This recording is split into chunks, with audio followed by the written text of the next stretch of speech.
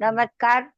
नमस्कार. सर्व सादरकर्त्यांचं या सादरीकरणाच्या कार्यक्रमामध्ये मनपूर्वक स्वागत आणि सर्वांना आरंभी शुभेच्छा.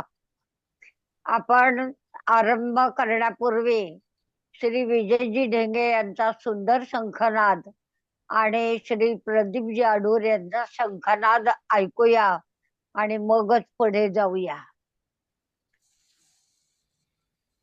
ओम पंचजन्याय विजयराव. विद्महे पद्मगर्भाय धीमहि. थांबा विजयराव, तुमचा आवाज नाही आला. आता काय बदल केलाय बघा. हॅलो सर, आवाज येतो? नाही नाही, हा, वायर आता- काढा आणि आता- करा. वायर काढून करा.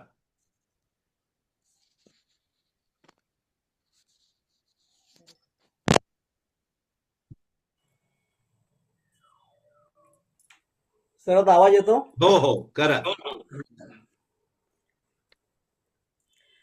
ओम पंचजन्याय विद्महे पद्मगर्भाय धीमहि तन्नो शंख प्रचोदयात्.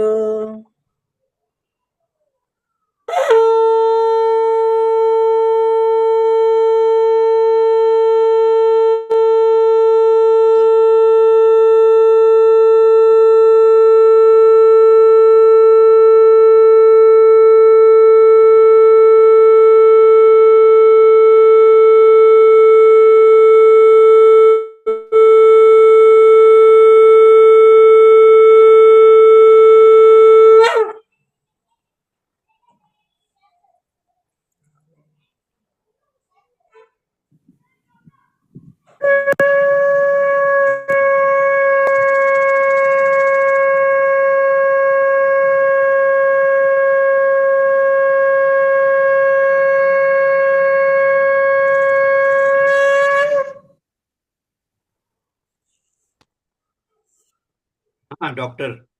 हा, श्री विजयजी ढेंगे आणि श्री प्रदीपजी आडूर यांचे मनपूर्वक धन्यवाद.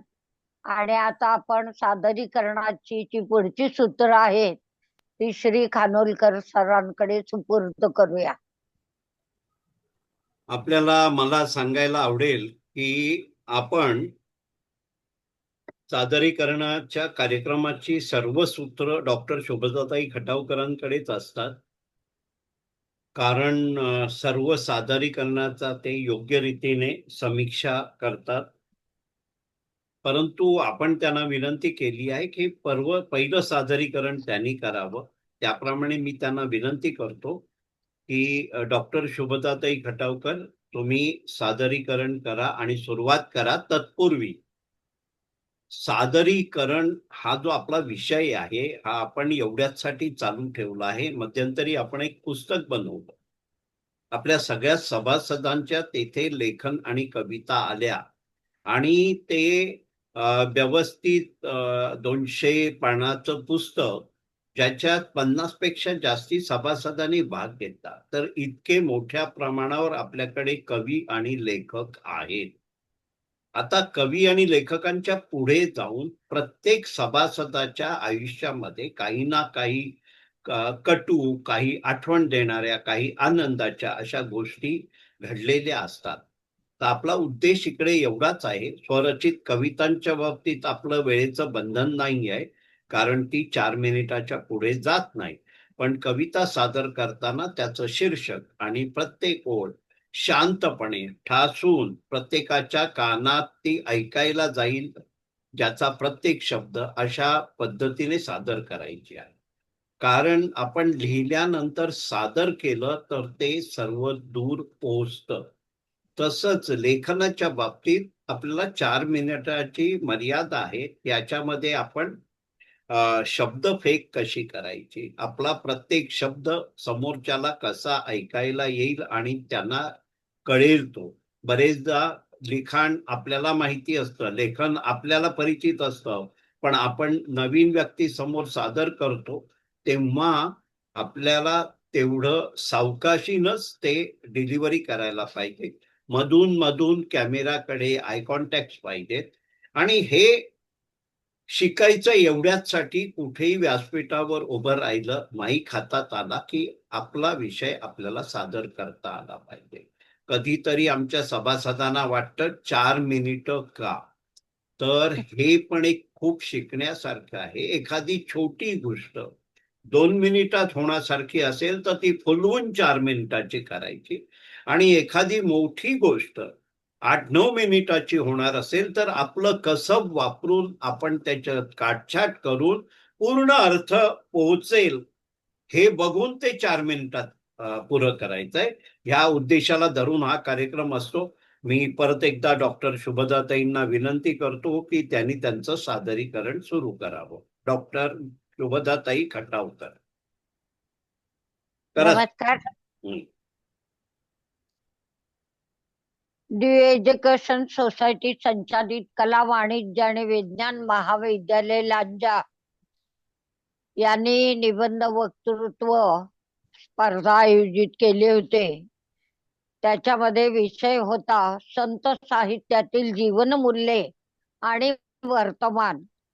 तर या निबंधाचा आपण पहिला भाग मागच्या वेळी वाचला आहे आणि त्याचा समारोप असा होता की संतांच्या काळी सर्व ज्ञानेश्वर सोडून समाजाची अत्यंत हीनदीन परिस्थिती होती. समाजाचं जे दारिद्र्य पराकोटीला गेलं होतं आणि अशामध्ये सुकाणू नसलेल्या जहाजासारखी समाजाची स्थिती झाली होती.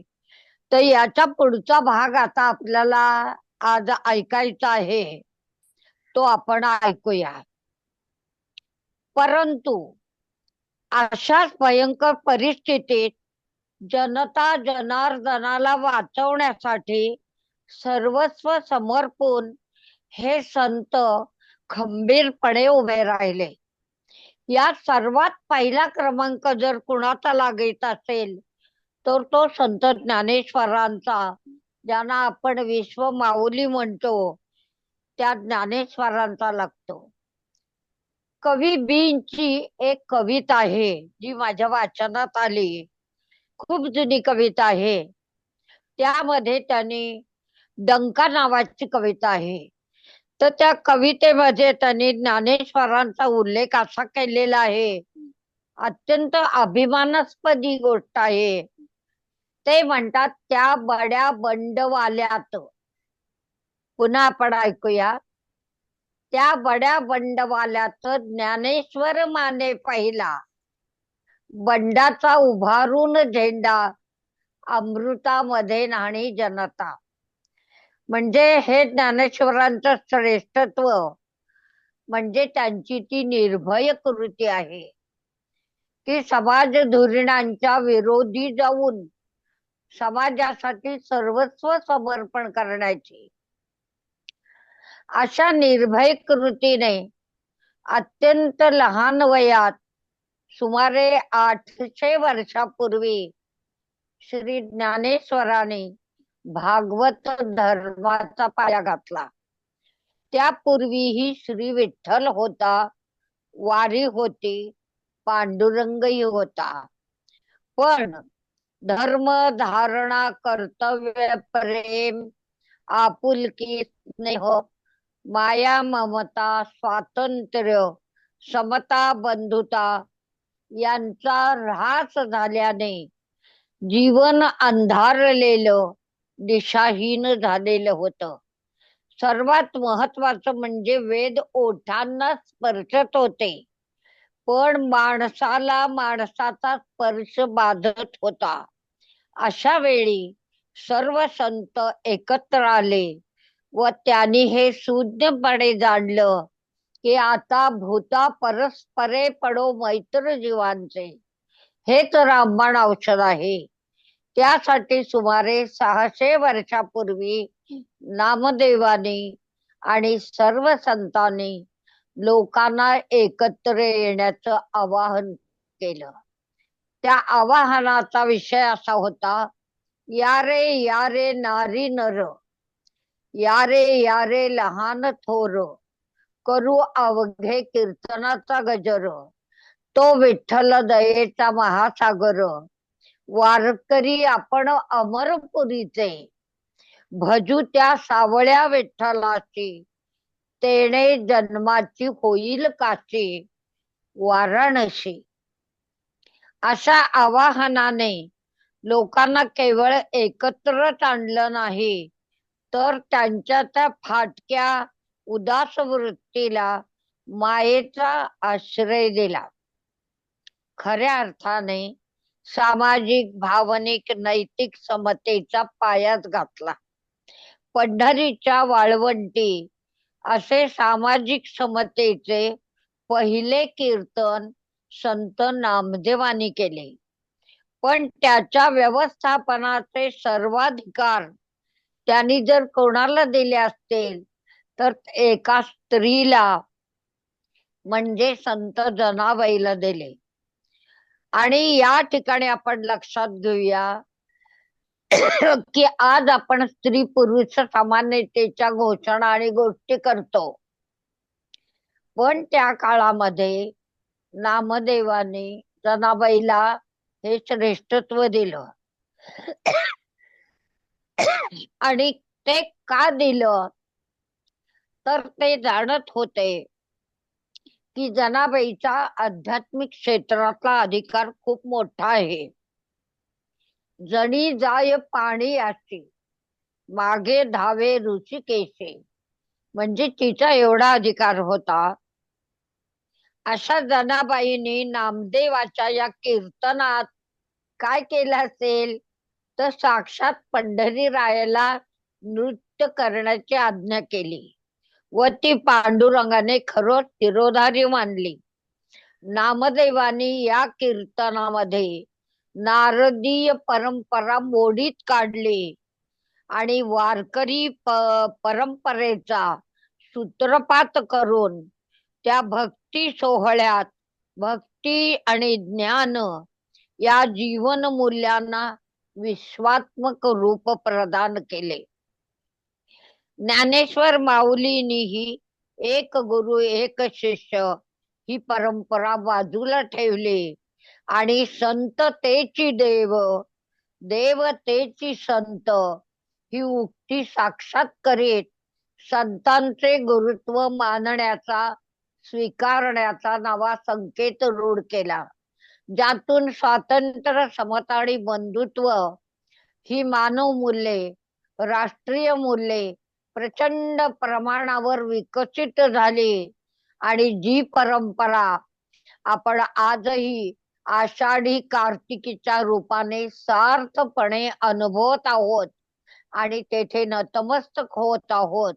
कारण या वारीत सर्वजण फक्त परस्परांची माऊली आहेत व एवढ्या अफाट भक्तांच्या हृदयात हजारो वर्ष आपलं स्थान आढळ ठेवणारी ती विठू माऊली त्या पंढरपुरात आहे. तेथे जात, धर्म, वय, लिंग, दर्जा, पैसा, शिक्षण, धन, दौलत शून्य किमतीचे आहे. आणि देह देवाचे मंदिर, आत आत्मा परमेश्वर आहे. तोच भक्तीचा वल्लभ, सर्वांचा रक्षक, पालन करता आहे. अशी सर्व जीवन मूल्ये ज्यात पूर्णतः समर्पित होतात ते निर्वळ जीवन म्हणजे वारी. म्हणजे वारीची दुसरी परिभाषा नाही. शब्दच अपुरे पडतात वारीचे श्रेष्ठत्व वर्णन करायला. म्हणूनच सामाजिक समतेचा गगनचुंबी सुवर्ण ध्वज म्हणजे वारी असेच म्हणावे लागेल. विश्व माऊली म्हणून आपण ज्ञानोबांचा जरी अभिमानानं गौरव करीत असलो तरी हे माऊली पद त्यांना मुक्ताईच्या प्रेरक शब्द सामर्थ्याने प्राप्त झाले आहे. आई वडिलांचे छत्र हरवले तेव्हा मुक्ता अवघी 3-3.5 वर्षांची होते. तिची समजूत घालताना तिन्ही भाऊ तिची आई झाले. पण या चिमुरडीने अगदी बालवयातच रागावलेल्या ज्ञानेश्वरांची समजूत घालण्यासाठी जे ताटीचे अभंग रचले आणि त्यांचं सांत्वन केलं, ती घटना, ते शब्द ज्ञानेश्वरांना विश्व माऊली या बिरुदावर आरूढ करणारे ठरले. आज आपण येथे थांबूया. पुढचा भाग पुढच्या वेळी. संधी दिल्याबद्दल मनपूर्वक धन्यवाद. वा वा. खूप काही शिकायला मिळतं तुमच्या या वक्तव्यातून. मस्त सुंदर, अतिसुंदर. मस्त. छान झालं शुभदाताई, मस्त. उत्तम, थँक्यू. खूप सुंदर. आपल्या समोर आता भारतीताई खानोलकर सादरीकरण करतायत. भारतीताई, करा सुरुवात. नमस्कार सर्वांना. नमस्कार. आपण माता शारदा देवींबद्दल घेतो समजून. त्या अंतर्गत श्री रामकृष्ण यांचा दुसरा भाग.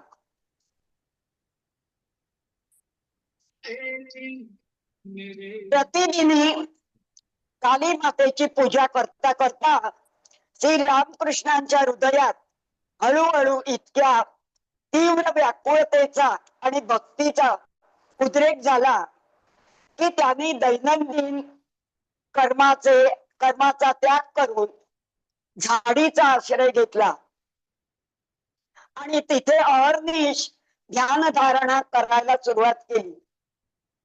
हा झाडीचा जंगल भाग गंगेच्या अगदी काठावर होता.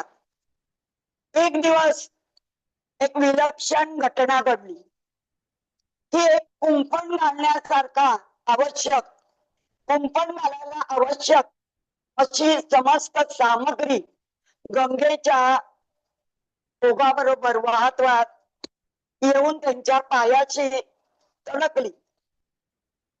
मग त्याने थोडीशी जागा घेरून घेतली आणि तिथेच ते काळ घालवू लागले. अविराम प्रार्थना आणि जगन्मातेचे दर्शन व्हावे म्हणून क्रंदन. जगन्मातेखेरीज आणखी कसलाही विचार, देहाची काळजी नाही, कसलाच त्यांना विचार नाही. सदा आई आई आई.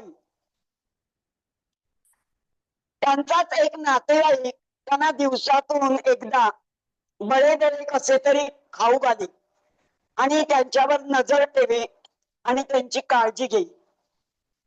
काही दिवसांनी तिथे एक भैरवी संन्यासी आली आणि त्यांच्या आईची प्राप्ती करून घेण्यासाठी त्यांना सहाय्य करू लागली. त्यांना जेव्हा जेव्हा ज्या प्रकारच्या गुरुचे प्रयोजन पडे तेव्हा तेव्हा ते गुरु आपोआप त्यांच्या जवळ येऊन उपस्थित होत. त्यांना जागा सोडून कुठेही कधी जावे लागले नाही, गुरुच्या शोधार्थ जावे लागले नाही. प्रत्येक पंथाचा कोणी ना कोणीतरी अधिकारी किंवा साधू येऊन त्यांना उपदेश देत असे आणि ते उत्सुकतेने प्रत्येकाचा उपदेश श्रवण करीत असत.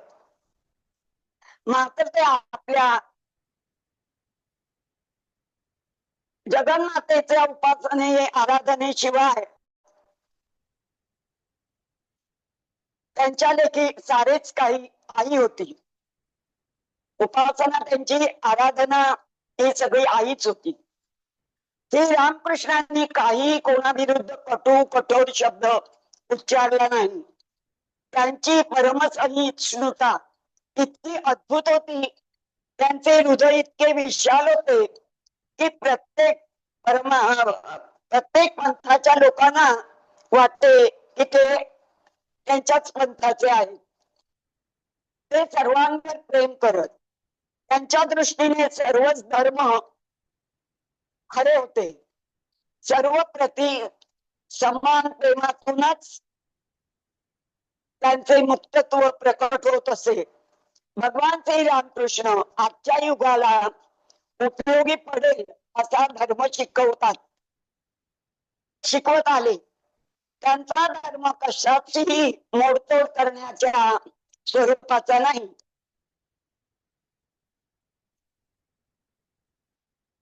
त्यांचा धर्म घडविण्याच्या स्वरूपाचा आहे. तो विधायक व रचनात्मक आहे.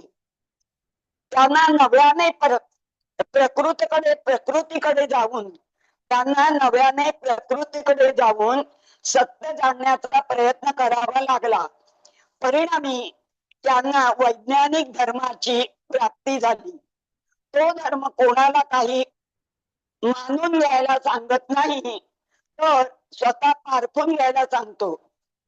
स्वतः प्रत्यक्ष अनुभव घ्या, हे धर्माचे ब्रीद वाक्य आहे. मला सत्याचे दर्शन झाले. तुमची इच्छा असल्यास तुम्हालाही होईल. साधनेने ते तुम्हालाही शक्य आहे. ईश्वर सगळ्यांनाच लभ्य आहे. श्री रामकृष्णाची शिकवण ही हिंदू धर्माचे सार आहे. यात मी केलेले असं नवीन असं त्यांनी कधी दावा केला नाही आणि नावाची व कीर्तीची त्यांना लवमात्रही पर्वा केली नाही. त्या रामकृष्णांचा भाग आपण पाहिलं चरित्र. पुढच्या वेळेला आपण माता देवींच्या भागाकडे येऊया. नमस्कार. वा वा भारतीताई, फार उत्तम रीतीने तुम्ही सांगतायत गोष्टी, पण शेवटी मी विसरायचं आहे फार महत्वाचं सांगितलंय. छान झालंय. रामकृष्ण मस्त भारतीताई. फार उत्तम. मस्त. छान झालं, छान झालं.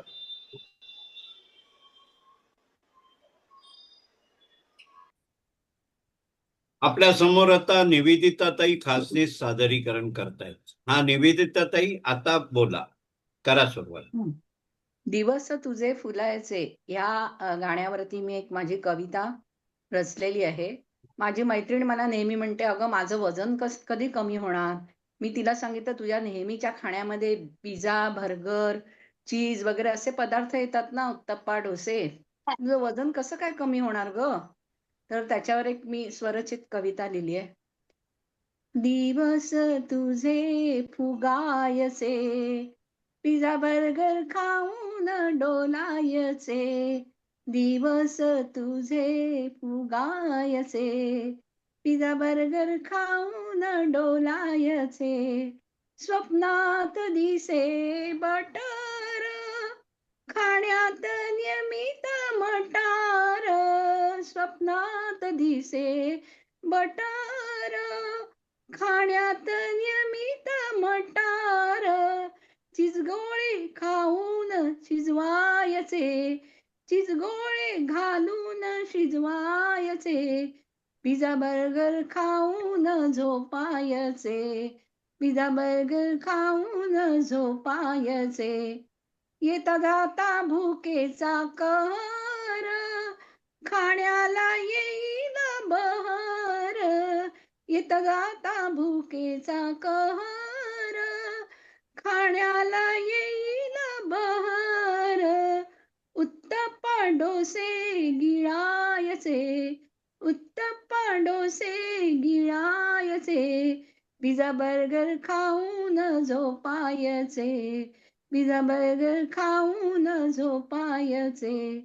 सॅलडला दूर ठेवून, चिकन मटण खाऊन. सॅलडला दूर ठेवून, चिकन मटण खाऊन. इडली समोसे हाणायचे, इडली समोसे हाणायचे.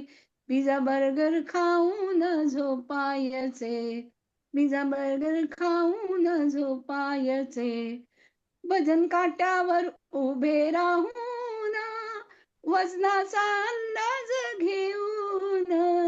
वजन काट्यावर उभे राहून, वजनाचा अंदाज घेऊन.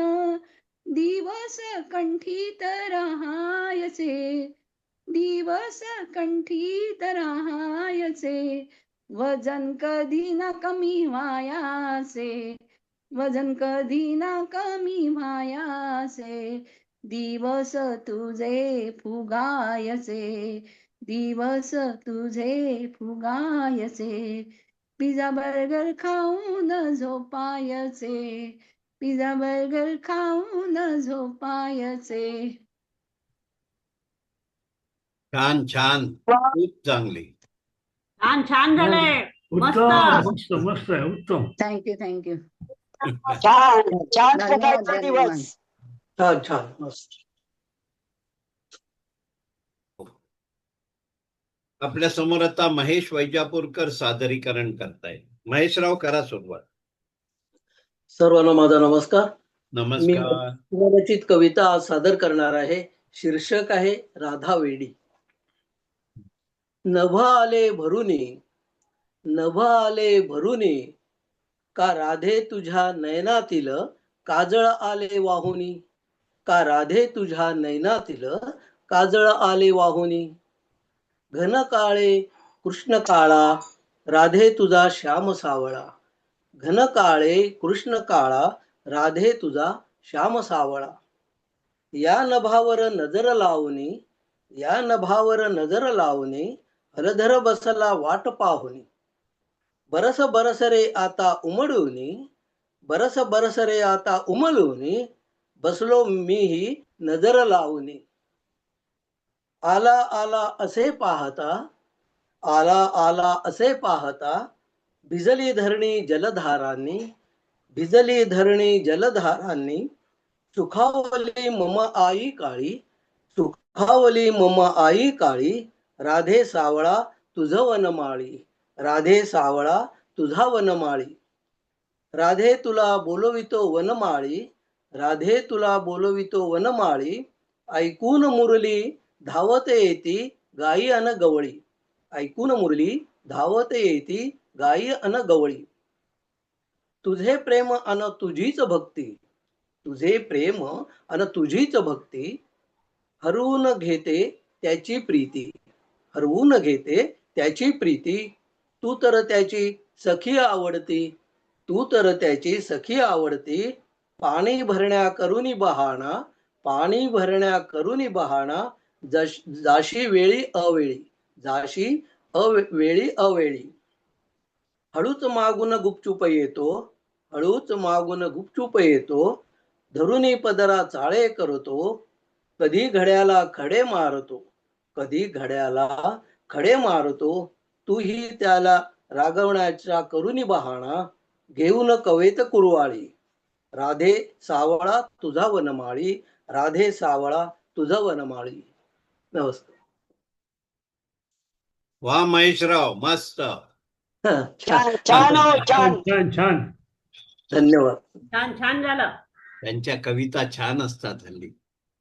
मस्त. धन्यवाद सर. मी आधी थांबा, आपल्या समोर आता नीता उपासनी सादरीकरण करतायत. नीता ताई, आता सांगा. मी आज एक स्वरचित कविता सादर करतेय. कवितेचं शीर्षक आहे स्वप्नातील शाळा.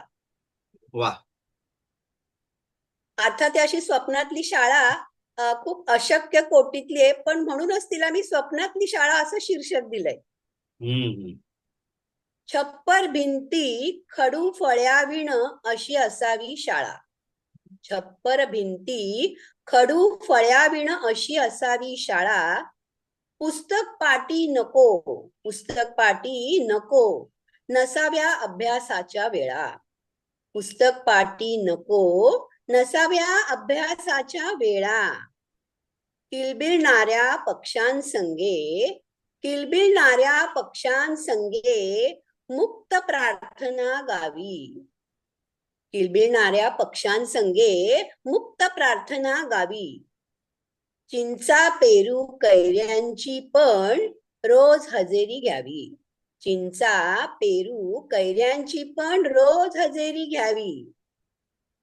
हातामधले पेरू बघुनी पोपट व्हावे गोळा, हातामधले पेरू बघुनी पोपट व्हावे गोळा. छप्पर भिंती खडू फळ्याविण अशी असावी शाळा. वेगवेगळी फुले खुडुनी बेरीज करून घ्यावी, वेगवेगळी फुले खुडुनी बेरीज करुनी घ्यावी. झाडावरले पक्षी उडवित वजाबाकी मांडावी, झाडावरले पक्षी उडवित वजाबाकी मांडावी. फळ्याऐवजी आकाशातील मेघच घ्यावा काळा. फळ्याऐवजी आकाशातील मेघच घ्यावा काळा. छप्पर भिंती खडू फळ्याविण अशी असावी शाळा. पाटी पुस्तक नको, पाटी पुस्तक नको, वयांचे पाठीवरती ओझे. पाटी पुस्तक नको, वयांचे पाठीवरती ओझे. विषय अमुचे आम्हीच निवडू, विषय अमुचे आम्हीच निवडू, आम्हास रुचती जे जे. विषय आमुचे आम्हीच निवडू, आम्हास रुचती जे जे. मनासारखा बदलून घेऊ, मनासारखा बदलून घेऊ, शिक्षण क्रमही सगळा. मनासारखा बदलून घेऊ, शिक्षण क्रमही सगळा. छप्पर भिंती खडू फळ्याविण अशी असावी शाळा. धन्यवाद. वा, खूपच छान सुंदर. छान छान. खूप शिक्षण सुंदर. मंत्र्याला हलवून टाकणार. शिक्षण मंत्र्याला सांग मस्त हलवून टाक. म्हणून ती आपण पण जाऊया त्या शाळेत. शाळेची आठवण आली. खूपच छान. सुंदर सुंदर. मला ऍडमिशन घ्यायला आवडेल. सगळ्यांना खुली आहे ती, सगळ्यांसाठी खुली आहे. नो डोनेशन, नो काय म्हणतात फीचे चार्जेस नाही, काय नाही, फ्री. पालकांचा इंटरव्ह्यू पण नाही. नक्की शिकायला. पेरेंट तर इंटरव्ह्यू नाही, काय नाही, काय नाही. तर मी पण येईन. अरे वा, मस्त, काढूया.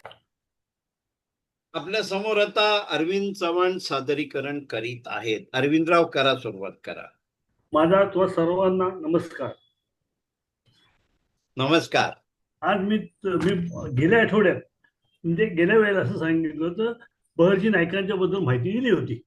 तर आज त्या बहिर्जी नायकांचा शिवाजी महाराजांनी जे काही त्यांचे प्रसंग आले त्यात त्यांनी कसा सहभाग घेतला ते मी तुम्हाला सांगणार आहे.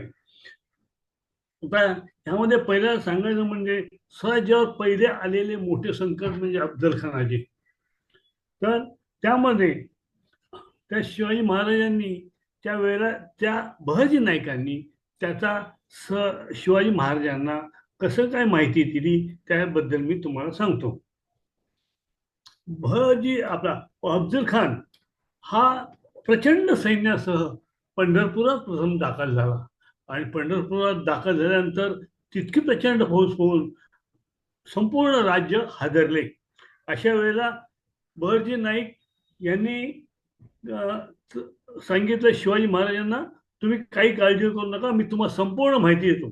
आणि त्यावेळेला ज्या वेळेला पंढरपुरात तो अफजल खान आला, त्या पाय ठेवल्यापासून त्याने काय काय करतो याची माहिती शिवाजी महाराजांना कोणी दिली? बहिर्जी नायकांनी दिली. त्यांनी कशी काय माहिती दिली सांगतो.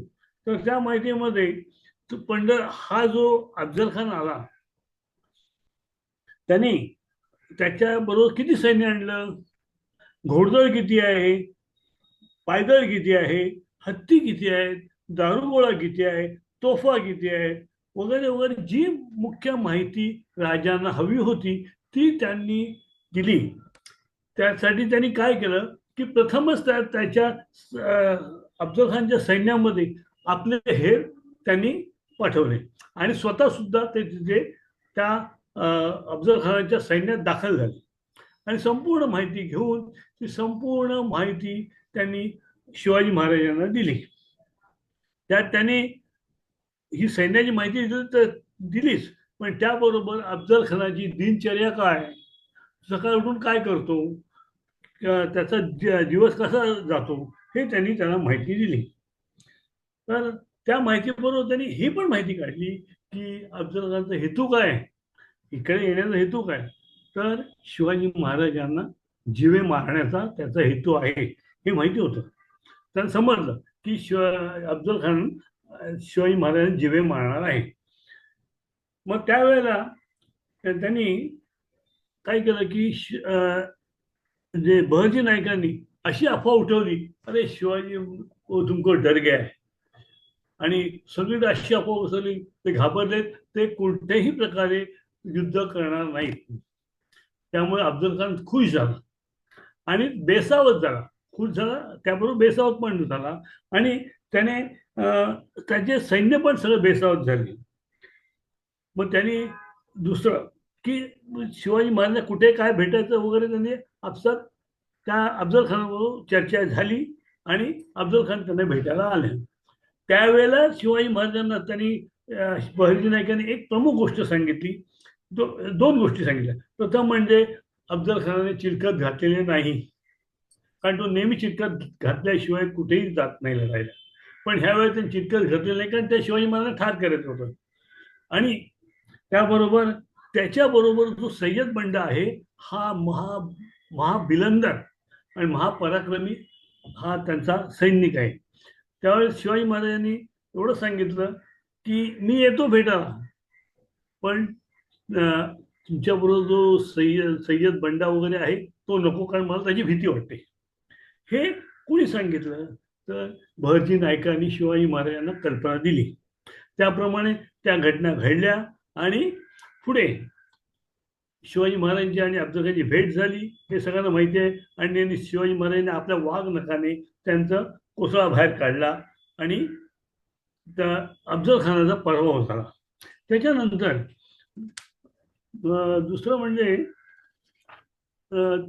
शाहिस्ते खानाची तुम्हाला जी बोटं छाटली त्याची हेरगिरी कशी केली तर त्यांनी काय केलं, प्रत्येक स्वतः बहिर्जी नाईक त्यांच्या वाड्यात गेले आणि जिथे संपूर्णपणे वाड्याची पाहणी केली, त्याच्यात त्यांनी जे त्यांचं भटारखाना, नंतर त्यांचा जनानखाना वगैरे हे पाहिलं.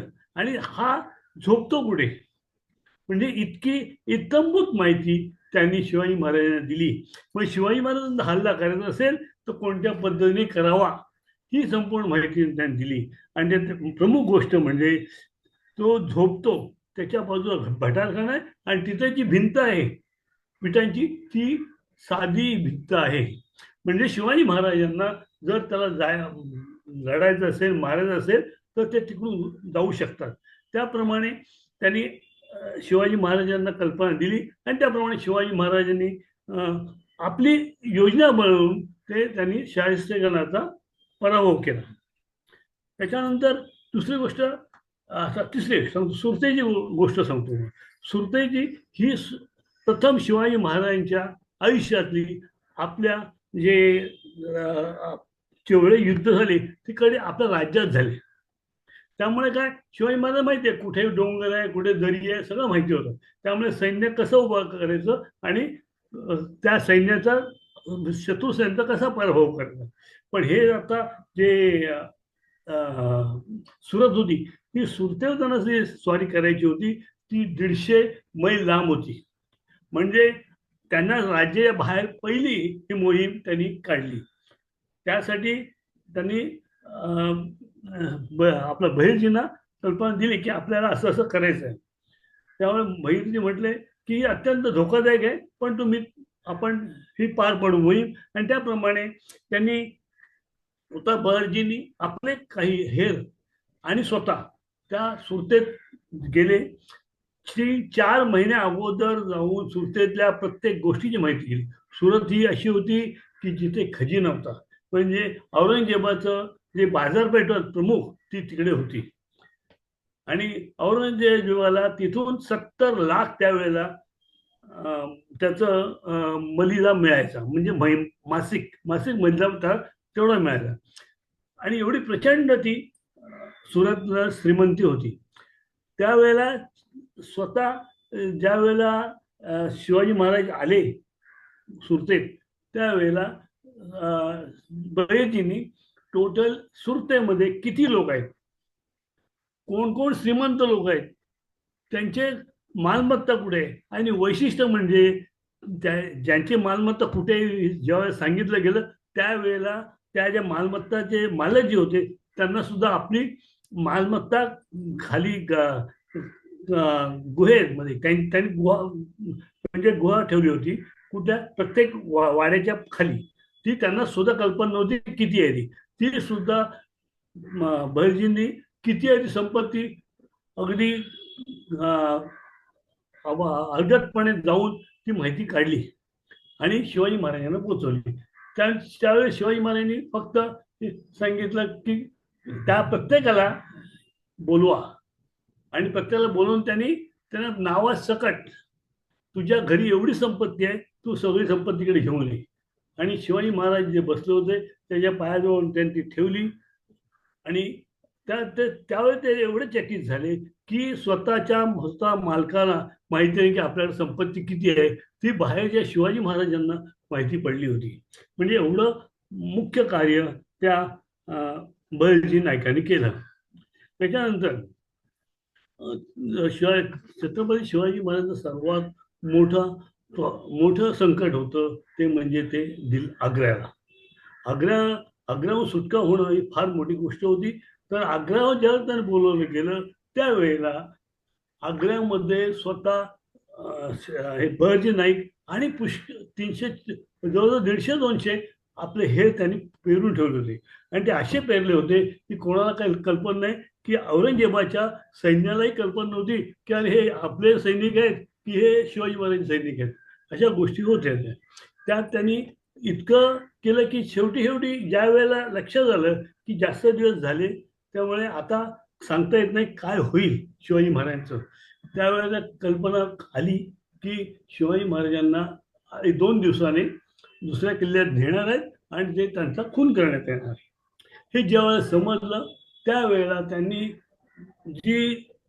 मी आजारी आहे तर मी लोकांना मिठाई देतो, हे फळं पाठवतो, हे मोठ्या प्रमाणात चालू केलं. आणि त्यांनी बहिर्जींनी त्यांना सांगितलं तुम्ही असं करून ते पेटातून बाहेर पडा. आणि ते नुसतं बाहेर पडून फायदा नव्हता, कारण का त्यांचं सैन्य एवढं होतं औरंगजेबाचं, ते कुठेही शिवाजी महाराजांना काढू शकले असते. पण त्यांनी 700 मैल लांब आपल्या रायगड येण्यासाठी कोणता मार्ग सोयीस्कर आहे, जंगल वाटा वगैरे कुठे आहेत, कुठे नदी नाले, त्या सगळे बहिर्जींनी त्या शिवाजी महाराजांना कल्पना दिली. आणि त्याप्रमाणे शिवाजी महाराज तिकडनं जेव्हा निसटल्यानंतर ते त्या मार्गानेच गेले की जिथे औरंगजेब स्वतः सुद्धा की हा माणूस आहे की भूत आहे, कारण हा माणूस कधी कुठे गुप्त होतो हे त्यांना लक्षात आलं. त्यामुळे हा माणूस कैदून पळाला आणि तो पळाल्यानंतर ते कंटिन्यू त्यांनी आपले पहारेकरी पाठवले, पण कोणालाही शिवाजी महाराज आणि आपले मावळे मिळाले नाहीत आणि शिवाजी महाराज सुखरूप रायगडी पोचले. बस एवढं बोलून मी माझं संपवतो. धन्यवाद. माहिती दिली. अरविंद शिवराय तर खूप छान, मस्त मस्त. बहिर्जी मांडला आमच्या समोर मागच्या वेळेला आणि या वेळेला. छान छान छान, खूप छान. आपल्या समोर आता अनामिकाताई सादरीकरण करतायत. अनामिकाताई करा, सुरुवात करा. सर्वांना माझा नमस्कार. नमस्कार. गेल्या सादरीकरणामध्ये आपण बहुरूपी कला यांच्याबद्दल आपण ऐकलं. ही कला कशी असते, कोण सादर करतं, त्यांचे पण काही नियम वगैरे असतात. बहुरूपी ही एक कला आहे, पण कोण कधी त्याचा गैरफायदा कसे घेतात हे आपण पाहिलं. पण आज आपण बघणार आहोत याच कलेच्या संबंधित म्हणजे एक व्यक्तिमत्व बोधीराव मालपेकर हे स्वतः एक बहुरूपी होते. पण ते आपली कला कशी सादर करत हे आपण बघूया. बोधीरावाने लहान वयातच बहुरूपी कला आत्मसात केली होती. वडिलांच्या आकस्मिक निधनानंतर परंपरागत म्हणजे वाडवडिलांपासून चालत आलेली ही कला त्यांनी फार म्हणजे आवडीने आणि व्यावसायिक दृष्टिकोन ठेवून ती त्यांनी आत्मसात केलेली होती. त्यांचे थोडेफार शिक्षण झालेले होते, म्हणून त्यांनी आपल्या या कलेमध्ये वैविध्य आणण्याचा प्रयत्न केलेला होता. बहुरूपी कला निभावताना कलेशी आणि पात्रांशी नेहमी इमानदार राही, बघणारे स्वखुशीने देत ते घेई आणि ते निभावताना अमुक पात्रांबद्दलचं जर काही चांगलं अतिरेक काहीतरी बोलणं झालं किंवा अतिरेक बोललं गेलं असेल तर ते भूलचूक म्हणून माफी मागून घ्यायची. असेच एकदा राजाच्या दरबारी आपली कला सादर करण्यासाठी ते गेले. राजाने त्याला सिंहाचे सोंग घ्यायला सांगितले. राजा म्हणाला, तू सिंहाचे सोंग घेऊन दाखव, मला तुझी कला बघायची आहे. बोधीरावाने सांगितले, नमस्कार केला आणि म्हणाले की महाराज, माझी फक्त एक विनंती आहे की माझ्या हातून ती कला सादर करताना काय जर चूक झाली किंवा कुठे कुणाला दुखापत झाली तर कृपया मला तशी कठोर शिक्षा करू नका. तर राजा म्हणाले, एवढंच ना, बरं चला, मी तुला कठोर शिक्षा करणार नाही आणि मी तुला अभय वचन देतो, बरं का? बरं. मग आणि तो महाराज मला थोडे दिवसाची अवधी द्या, मी तुमच्या समोर मी माझी कला सादर करीन. राजा म्हणाले, बरं. काही दिवस गेले. काही दिवसानंतर राजाच्या राजमहालाच्या प्रांगणात देवीचे आगमन म्हणे त्यांनी ठेवले होते. देवीची पूजा वगैरे ठेवली. सगळे गावकरी आलेले होते. शेजार पाजाराचे शहरातले गावचे लोक दर्शनासाठी येत होते. राजा स्वतः सुद्धा आपल्या कुटुंबासमवेत, सेवकासमवेत आणि त्यांच्याबरोबर त्यांचा छोटा राजकुमार होता, हे पण त्या गर्दीमधून देवीला नमस्कार करण्यासाठी, पाया पडण्यासाठी आले. गर्दी होती. प्रांगण खूप मोठं होतं. बाग बगीचा, झाडं बिडं खूप होती.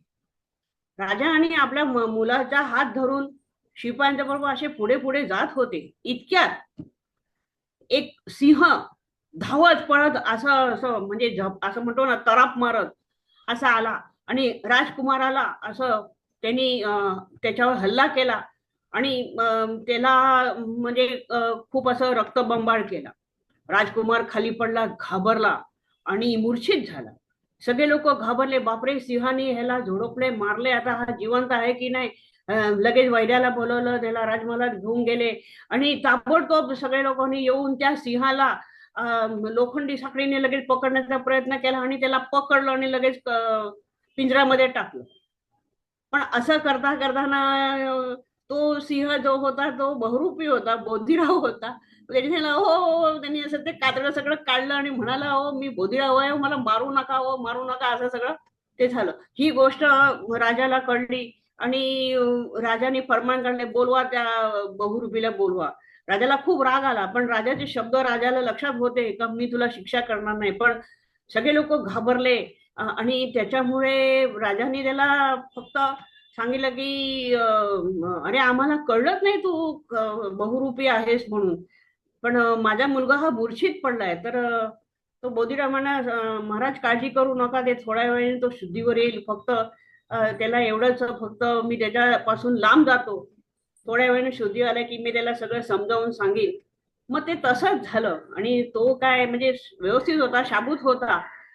पण म्हणजे राजाला पण आश्चर्य वाटलं की खरोखर ह्याची कला हा खूप चांगलेपणे सादर करतो. मग राजा म्हणाला, मी तुला अजून एक आव्हान देतो, तू ना आता अजून एक असं कर की साधू महाराज बनवून दाखव, तर मी तुला मानेन. तर तो बोधीराव म्हणाला की बरं ठीक आहे, मला आणखीन एक थोडे दिवस द्या, 8-10 दिवस. मग राजा म्हणाला, बरं.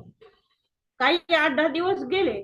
राजा विसरला होता, प्रजा विसरली होती, राजदरबार विसरले होते, सगळे मंडळी विसरली होती. इतक्यात गावच्या वेशीवर एक साधू महाराज त्या पाऱ्यावरती बसून फक्त बसून राहायचे आणि अलख निरंजन म्हणायचे आणि हातामध्ये कमंडलू, अंगाला शरीराला राख लावलेली, दाढी वाढलेली आहे आणि पण चेहरा मात्र तेज होता आणि असं समाधीच्या अवस्थेमध्ये बसलेले होते. गावकरी येत होते, पाय पडत होते, हे कोण आले, कुठून आले, कुठले महाराज, काय नाव असेल, कुठून आले असतील.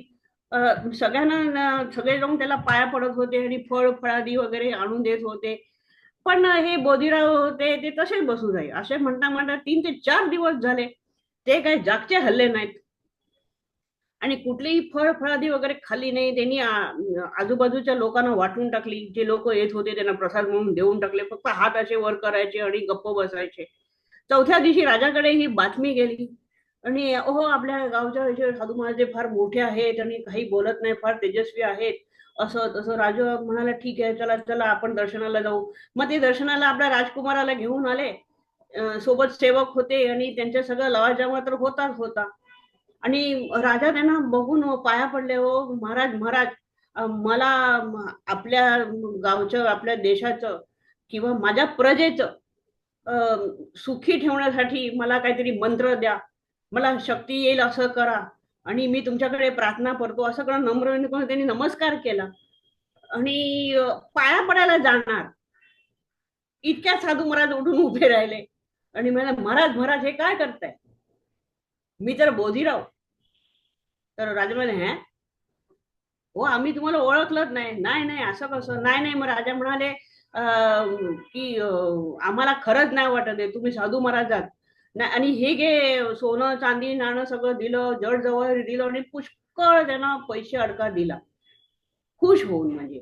तर ते बोधीराव म्हणालेले, नाही नाही महाराज, हे सगळं काय मी घेणार नाही, तुम्ही माझ्या कलेला दाद दिली एवढंच माझ्यासाठी भरपूर आहे. राजा खूप खुश झाला, खूप कौतुक केलं आणि कौतुकाने त्यांना आपल्या राज्यसभेचं बहुरूपी पद त्यांना बहाल केलं आणि सांगितलं की ह्याच्या पुढे तू असंच काम करत जा, लोकांना आपण शिकव आणि आपली कला कशी सादर करावी हे सांग. आणि बोधीराव यांना नमस्कार करून त्यांना तर बहुरूपी पदाचा स्वीकार केला. अशा प्रकारे आपल्या जवळची कोणतीही कला असो, ती प्रांजळपणे, इमानदारीने व कुठल्याही अपेक्षेशिवाय जर आपण सादर केली तर ती आणखीनच फुलते, कारण ते आपल्याला दडपण नसतं म्हणून, आणि आणखीन विस्तृत पावते व नक्की आपल्याला दाद मिळवून देते. धन्यवाद. वा वा वा, छान, खूप मस्त छान होतं. छान ऐकायला बरं सजवली कथा. ऐकायला सुंदर. बरं वाटलं आणि न खूप छान. बघता वगैरे सुंदर. छान अनामिकाताई. सादरीकरण खूप छान होतं. एखादी कला उंचीवर नेऊन ठेवते माणसाला. ते ही आहे कला त्यांच्यात. तुझ्यासारखं अनामिकाताई, सध्या तुम्ही पक्ष्यांच्या बाबतीत पण ग्रुपवर मेसेज छान छान हो टाका. हो सर, हो सर. त्यामुळे तो एक पक्ष्यांचा च बोलणं आणि रंगीबेरंगी हे एवढं आपल्या ग्रुपला भारावून टाकलेलं आहे सध्या. त्यामुळे शरदरावांचे पण खूप खूप आभार. हो हो, नक्की नक्की. आपल्या समोर आता अनसुयाताई कुंभार सादरीकरण करतात. अनसुयाताई, सुरुवात करा. सर्व सभासदांना, सारस्वतांना नमस्कार. नमस्कार. मी माझी कविता सादर करते. कवितेचं नाव आहे कवितेचं येणं. कवितेचं येणं.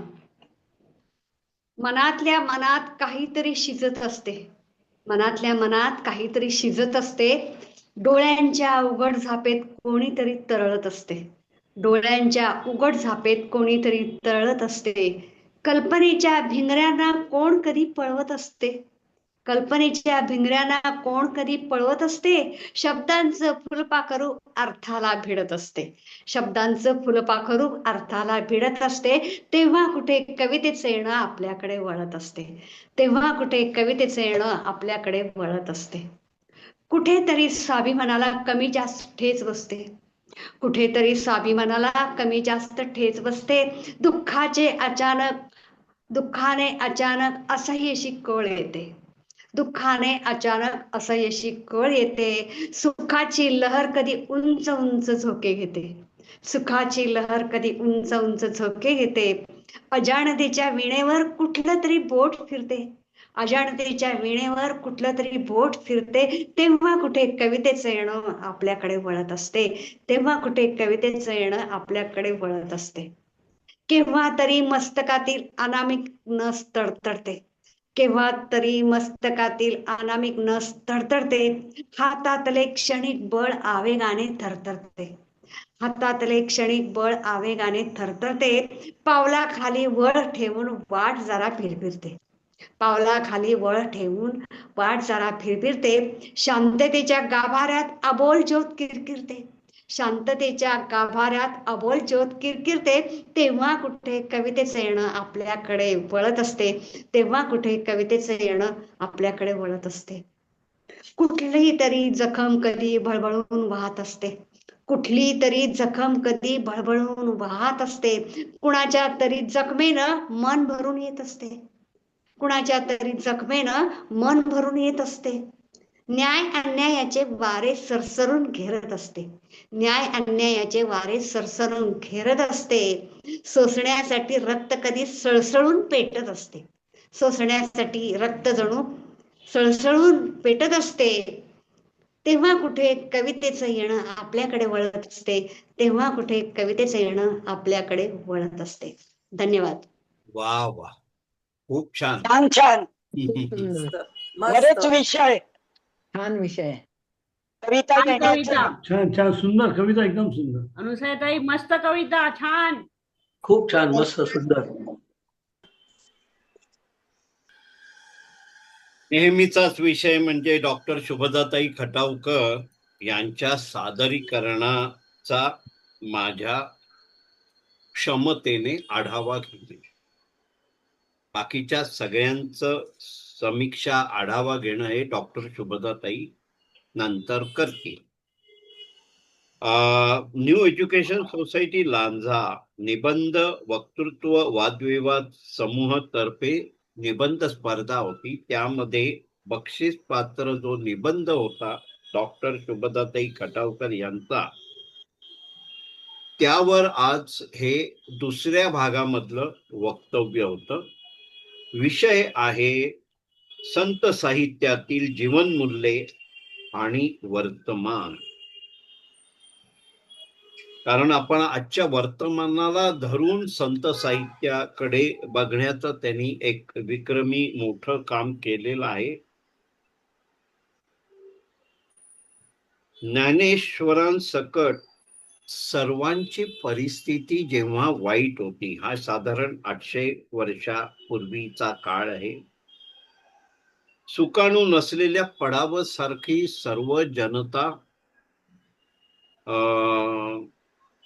ध्येयहीन आणि अशा प्रकारे असताना सर्व संत मंडळी मात्र खंबीरपणे उभी राहिली.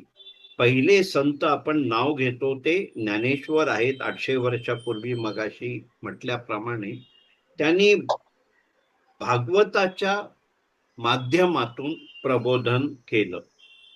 एका प्रसिद्ध कवीने ज्ञानेश्वरांबद्दल म्हटलंय, त्या बड्या बंडवाल्याचे म्हणजे ज्ञानेश्वरांचे नेतृत्व बंडाच्या अमृतात जनता नाहीली. अशा प्रकारे त्यांनी त्या कवीच्या पंक्तीचा उल्लेख केला.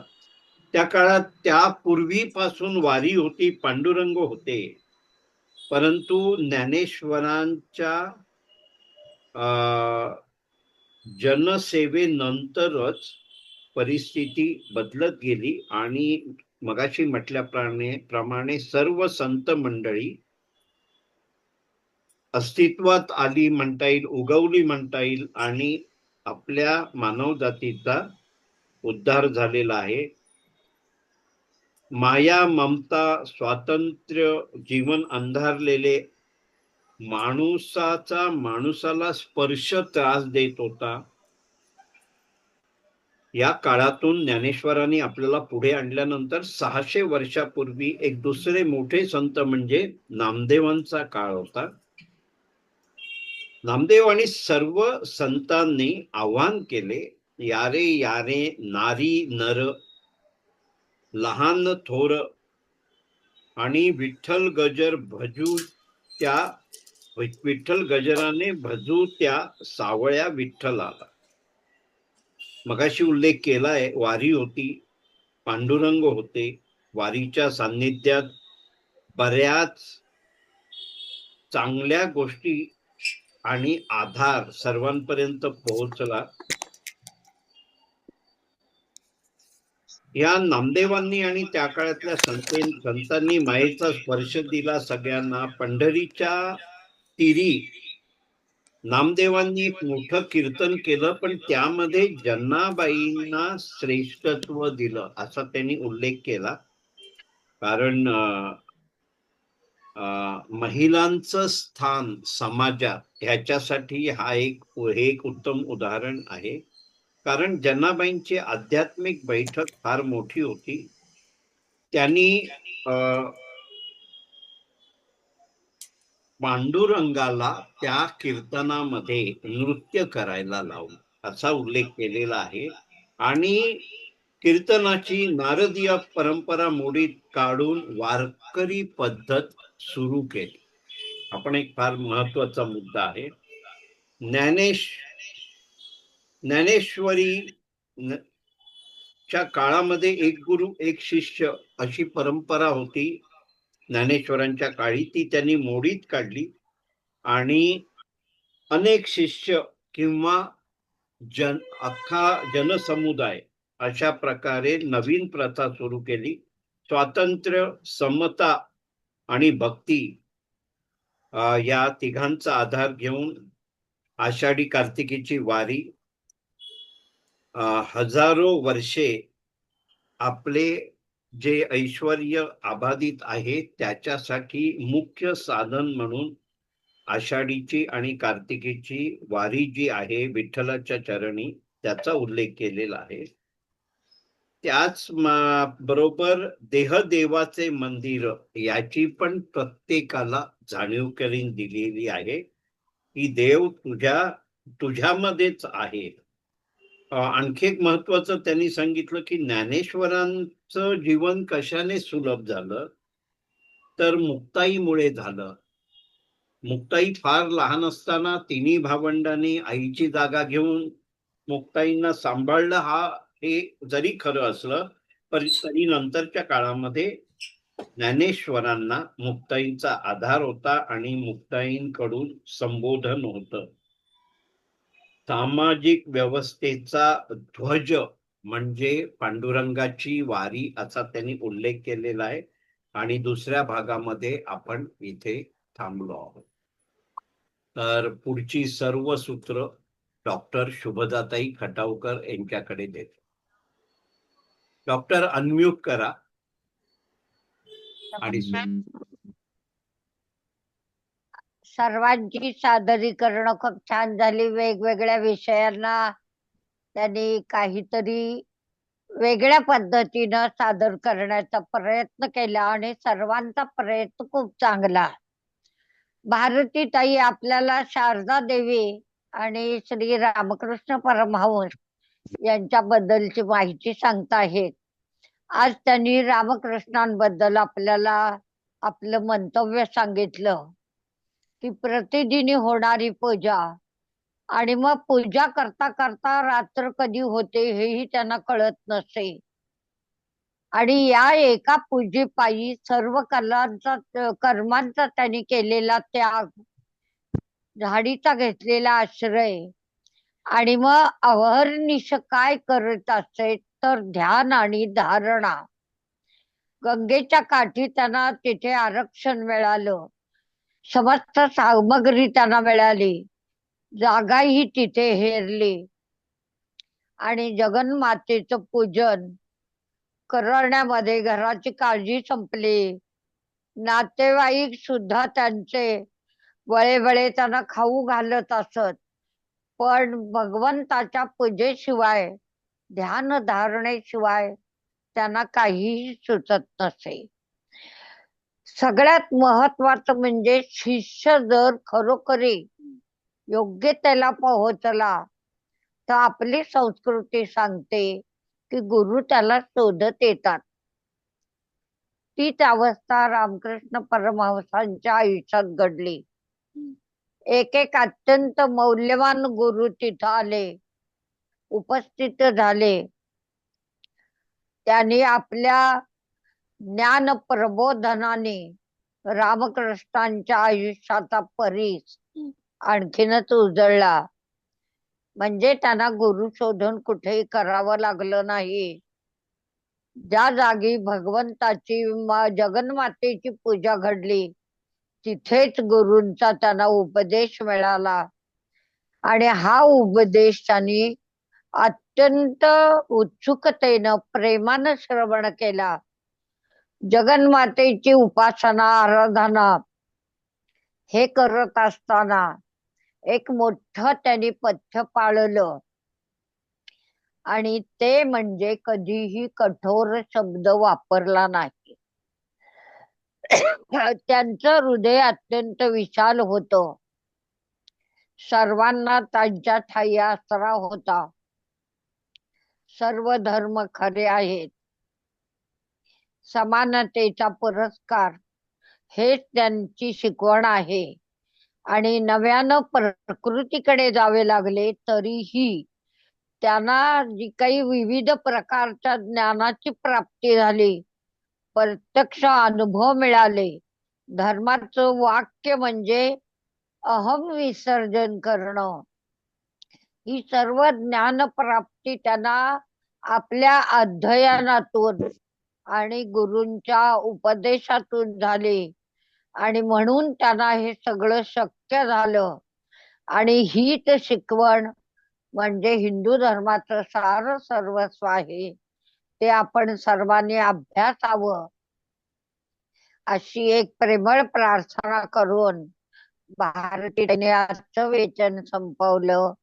खूप छान विषय, खूप छान सादरीकरण. त्याबद्दल त्यांचं मनपूर्वक कौतुक आणि त्यांना पुढील कार्यासाठी भरपूर शुभेच्छा.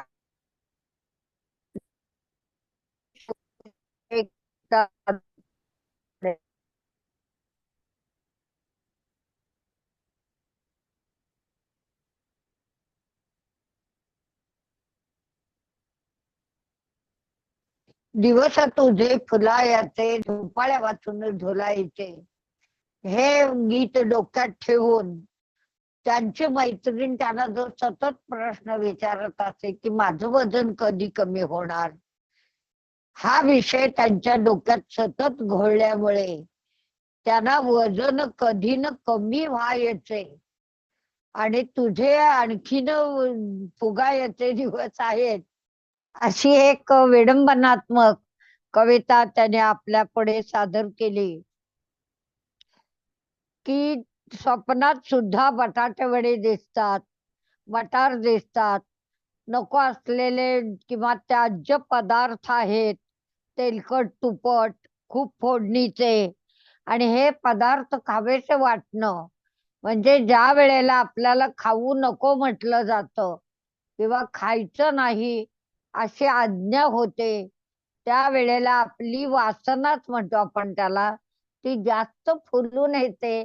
आणि त्या वासनेचं सुंदर चित्रण त्यांनी आपल्या कवितेमध्ये केलं. खरं तर वयाप्रमाणे आहारावर नियंत्रण आपोआपच येतं, करावं लागत नाही. पण व्यक्ती तितक्या प्रकृती या न्यायानं काही माणसं त्याकडे कानाडोळा करतात आणि त्यांना असं वाटतं की नाहीतरी मरायचंच आहे, आजारी पडायचंच आहे, तर खाऊन पिऊन आपण लठ्ठ होऊन आजारी पडूया आणि जे व्हायचं असेल ते होऊ दे. आणि म्हणून सगळे जे काही नियम असतात ते धाब्यावर बसवले जातात. कुणी सांगितलेला उपदेश किंवा सल्ला आपण ऐकत नाही. आणि मग या कवितेतील जे काही चित्र आपल्यापुढे सादर झालं त्याप्रमाणे असली आपली अवस्था होते, ती होऊ नये याचा आपण विचार करूया. आणि निवेदिता ताईंचं मनपूर्वक कौतुक करून त्यांना भरपूर शुभेच्छा. महेश वैजापूरकरांचा आज एक वेगळा विषय होता, राधाकृष्णाचा. आणि त्याच्यामध्ये त्यांनी नभ भरून आल्यानंतर कृष्ण सावळे किंवा मेघ सावळे जे ढग बघितले आणि त्या ढगांची जी दृष्टी त्यांच्या अंतःकरणाला भिडली, त्यामध्ये त्यांना असं वाटलं की राधे तुझ्या डोळ्यातून हे काजळ का वाहून आलं आहे. कृष्ण काळा ढग काळे आणि राधे तुझा कानाही काळा. या ठिकाणी काळा काळा या शब्दाची त्यांनी पुनरावृत्ती साधून अनुप्रास अलंकार साधला आहे आणि त्यामुळे ती कविता जास्त आवडती, अंतःकरणाला पोहोचणारी अशी झाली आहे. तर कृष्ण कसा आहे, तो हळूच मागून येणारा, घड्याला खडे मारणारा, आणि असं जरी असलं, इतका त्रास देत असला तरी राधे तू त्याला कवटाळणारी आहे, हे तुझं प्रेम इथे त्यांनी व्यक्त केलं. आणि आला आला असे पाहता, कोण आला तर पाऊस आला, जलधारांनी भिजली धरणी, राधे तुझा वनमाळी काळा, मुरली ऐकूनी म्हणजे धावत येता, तुझं प्रेम तुझी भक्ती आणि हरवून त्याच्याची भेट घेणं, ही भक्तीची उच्च पातळी, या सगळ्या गोष्टी या कवितेत सादर झाल्या. आणि मला नामदेवांची कविता आठवली, रात्र काळी घागर काळी, यमुना जळे ही काळी उमा, उंच काळी बिलवर काळी, यमुना जळे ही काळी उमा. विष्णुदास नाम्याची कामिनी काळी, कृष्ण मूर्ती बहु काळी उमा, उंच काळी बिलवर काळी, एकामुखी गळावळे काळी उमा. खूप छान कविता. असाच तुमचा उत्कर्ष हो आणि वेगवेगळ्या कविता, नवे लेख घेऊन सर्वांनी सादर व्हावं, त्यासाठी महेश वैजापूरकरांचं मनपूर्वक कौतुक आणि शुभेच्छा.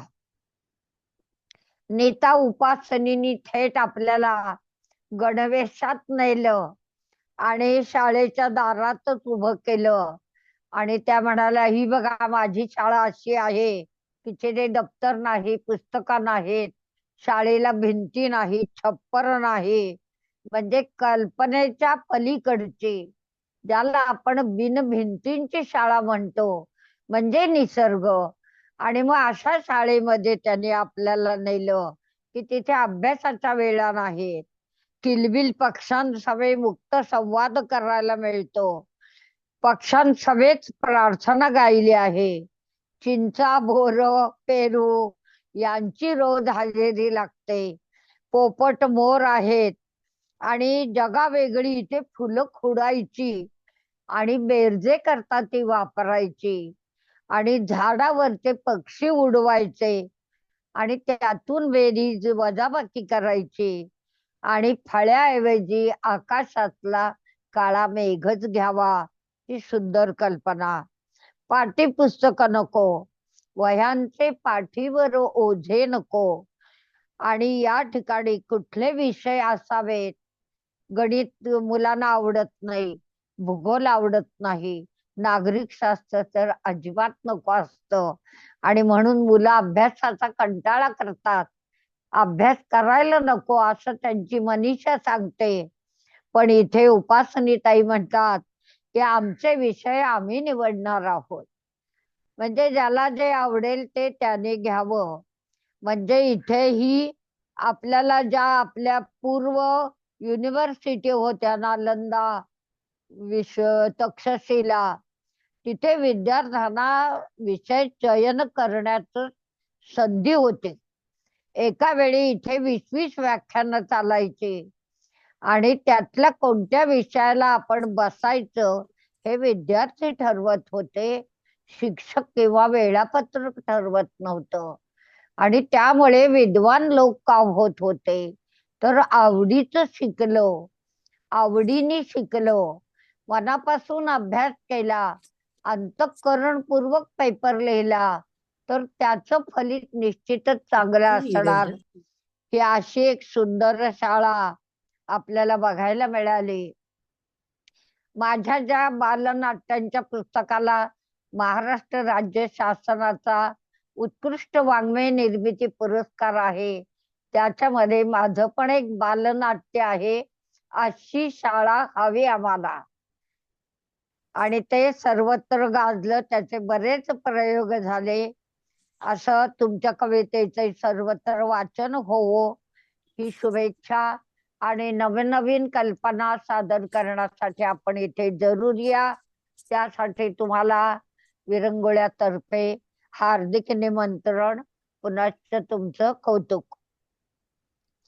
अरविंद चव्हाणांनी ऐतिहासिक विषय घेतला बहिर्जी नाईक.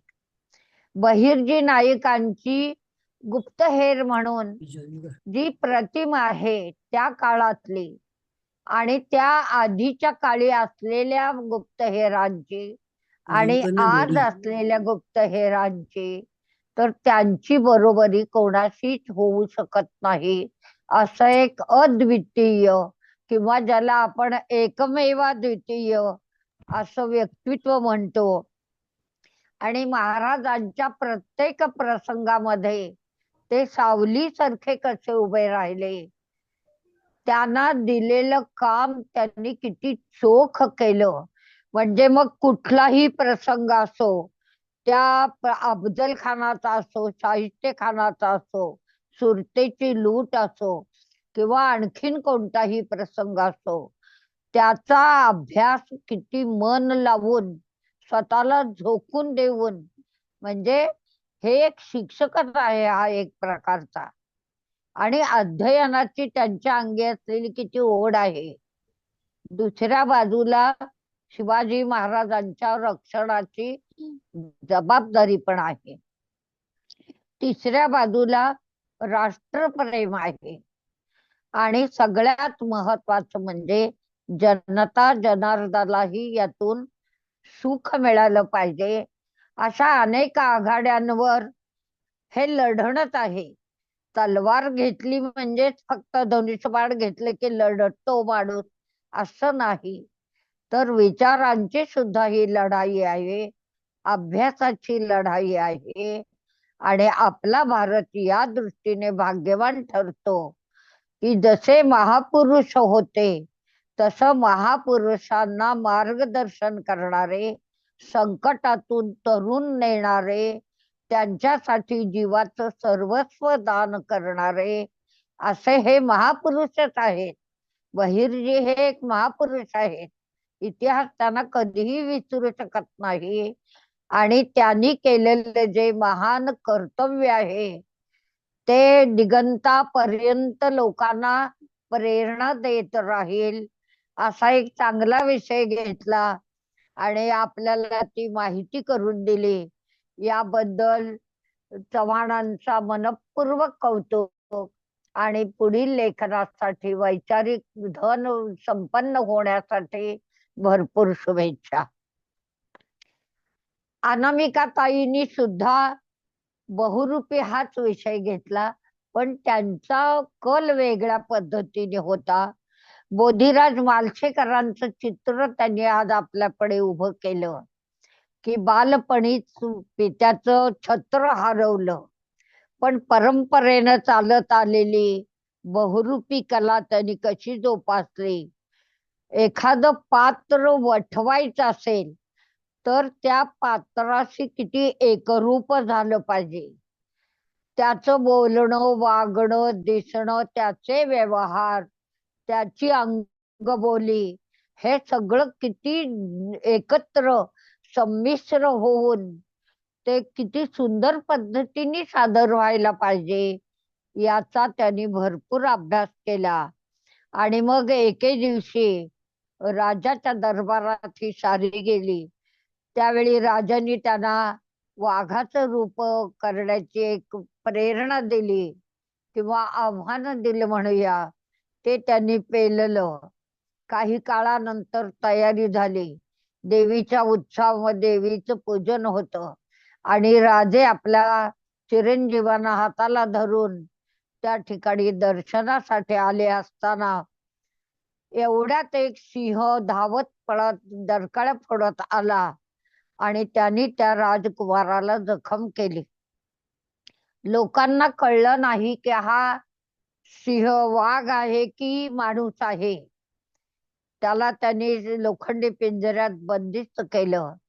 त्यावेळेला त्याने ऐकली जी मानव बोली आणि त्या मानव बोलीतून त्यांना कळलं की हा बहुरूपी आहे, हा काही वाघ सिंह नाहीये. आणि शेवटी राजा खुश झाला. पण राजपुत्र बेशुद्ध असलेली जी अवस्था होती, त्याला सताव होत होती. पण पुढे राजपुत्र सुव्यवस्थित झाला. राजानं आणखी एक त्यांना आव्हान दिलं की तुम्ही आता संत होऊन दाखवा. त्यासाठी त्यांनी कालावधी घेतला, संतांचं रूप घेतलं, गावाच्या वेशीवर आले. लोकांना खूप आनंद झाला की गावामध्ये एक साधू संत आलेत. लोक त्यांच्या दर्शनाला गेले. त्यांनी अन्न पाणी आवश्यक गोष्टी फळं फुलं सगळं त्यांना बहाल केली. पण त्यांनी काहीही आपल्याकडे न ठेवता ते सगळं जनतेला वाटून टाकलं. ही महती राजापर्यंत पोहोचली आणि स्वतः राजाही त्यांच्याकडे आला. त्यांचं रूप बघून त्याला अतिशय आनंद झाला. भरपूर त्याला भेटी, सोनं नाणं सगळं काही दिलं, धनधान्य दिलं, संपत्ती दिली. पण साधूने ते नाकारलं. कारण त्यांनी सांगितलं मी साधू नाहीये, मी साधूचं रूप घेतलेला बहुरूपी आहे. अखेरी राजाला त्यांच्या कलेवरती फिदा व्हावंच लागलं. कारण एक तर प्रेरणा राजाने दिलेली होती आणि त्या प्रेरणेचं सोनं त्या बहुरूप्यांनी केलेलं होतं. म्हणजे समसमा संयोगी झाला. आणि म्हणून राजाने त्याला खूप उंचीवर नेलं.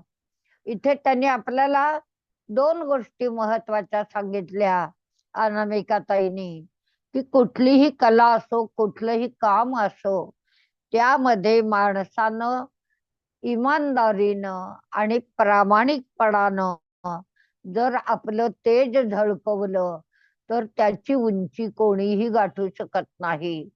आजच्या समाजाला आणि टीव्हीवर आपण ज्या लाचलुचपतीच्या, बनवा बनवीच्या, फसवा फसवीच्या ज्या अनेक गोष्टी वृत्तपत्रातून आजूबाजूला बघतो आहे, तिथे हा प्रचार करणं गरजेचं आहे आणि आपल्या परीनं आपण हा प्रचार करावा.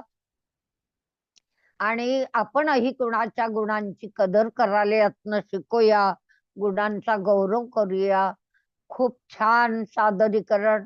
अनामिकाताईंना मनपूर्वक धन्यवाद आणि त्यांना खूप पुढील कार्यासाठी शुभेच्छा. अनुसयाताईंनी कविता कशी सुचते, म्हणजे कविते करता मनातल्या ढगांचं काळं आभाळ कसं दाटून यावं लागतं आणि केव्हा कविता होते, कविता होण्याची अवस्था काय असते, त्याची पूर्वतयारी काय, किंवा घडणारी घटना कशामुळे घडत जाते हे आपल्याला सांगितलं.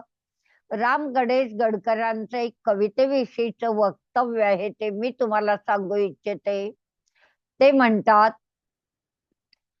कविता म्हणजे आकाशाची वीज आहे. कविता म्हणजे आकाशाची वीज आहे.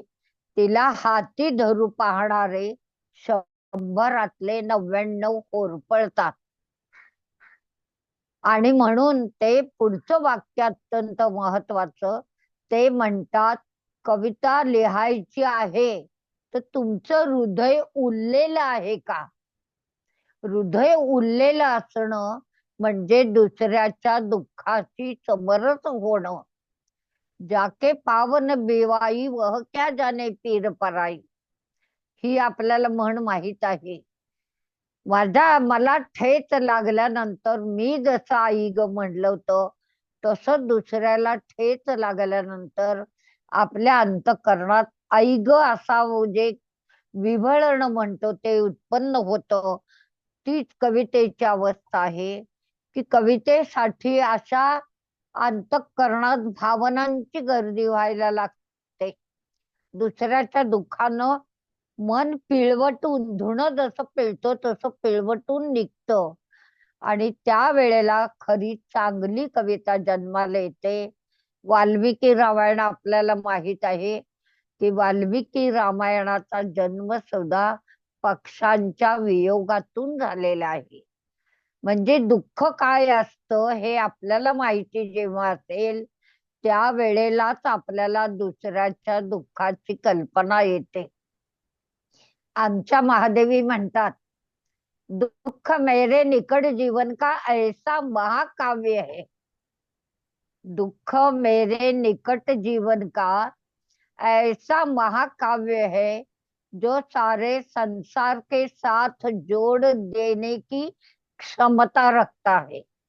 म्हणजे दुःख वाईट नाही, दुःखाने माणूस माणसाला ओळखतो, माणसाच्या जवळ जातो आणि मग ही कविता कशी छेदते, दुःखानं अचानक कशी सर कवितेची मनात येते, कधी कधी सुखाची लहर येते, अजाणतेचं हलकच बोट कवितेला लागतं, कुठली तरी जखम आपल्याला त्रास देते, मग सळसळणारं पेटून उठणारं रक्त, या सगळ्या भावना कवितेमध्ये आपल्याला जसा पाण्याचा प्रवाह वाहावा तशा पद्धतीने आपल्या अंतःकरणात वाहतात.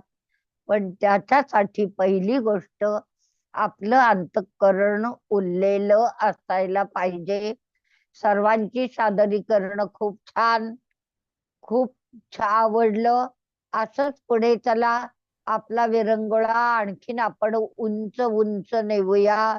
जय श्रीराम.